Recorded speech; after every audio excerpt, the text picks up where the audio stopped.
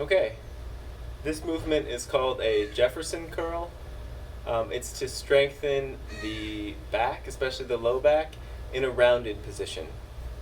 Another movement, which I usually pair with this one, is called a seated good morning, and that's to strengthen, again, especially the low back in an extended position. So working these two together, you're developing a lot of strength through the low back in both the rounded and the lengthened positions. With both of these movements, because we are talking about the back, which means we're talking about the spine, which means we're talking about all these very tiny structures that move in incredible ways and can also be kind of delicate, you want to really scale up gradually with this one.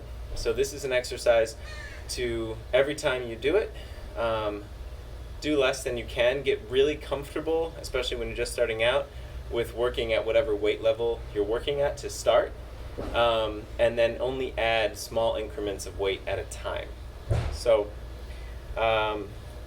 this bar is about 10 when it's assembled, and then each of these are 5-pound plates. This is just 20 pounds on it, so I'm working really light. I also did a lot of these yesterday, but I'll actually show first with no bar.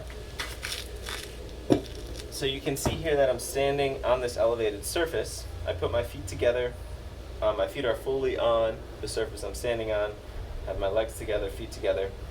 The reason I'm standing up is so that when I roll down, I can try to get my wrists past my toes. So you stand up nice and straight. You want to set the shoulders back and down, especially when you're holding a load. And then from there, all you're doing is you're slowly rolling down. And I'm really thinking about actively curling sequentially through my back. And now I go low, low, low, low, low, and I'm trying to touch the ground and then come up. Now you can see for me, I'm not able to get my wrists past my toes yet. I'm still working on my range of motion. Having load and holding weight does help you go deeper, but of course you don't want to be passive.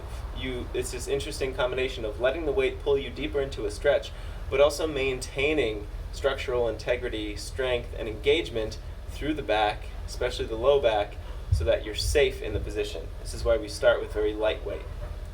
I'll show one more without, set the shoulders back and down, and then I'm actively curling through each segment of my spine.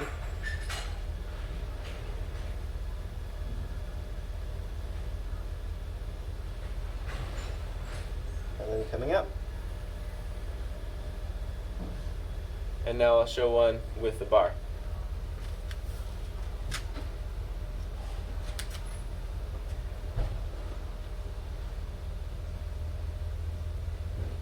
Set the shoulders back and down.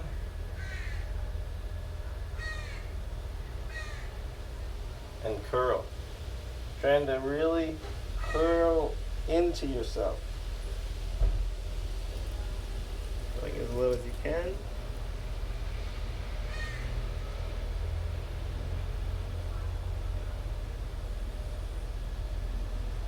And up. So that's with a bar. You can also use a kettlebell, which I have here. So this would be the same thing. You just both hands on the kettlebell like so.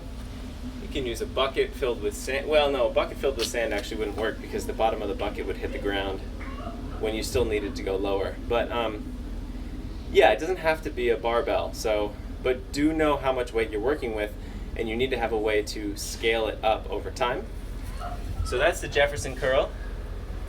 Enjoy. If you have any questions, if you have any questions, just put them in the comments section of this workout on True Coach.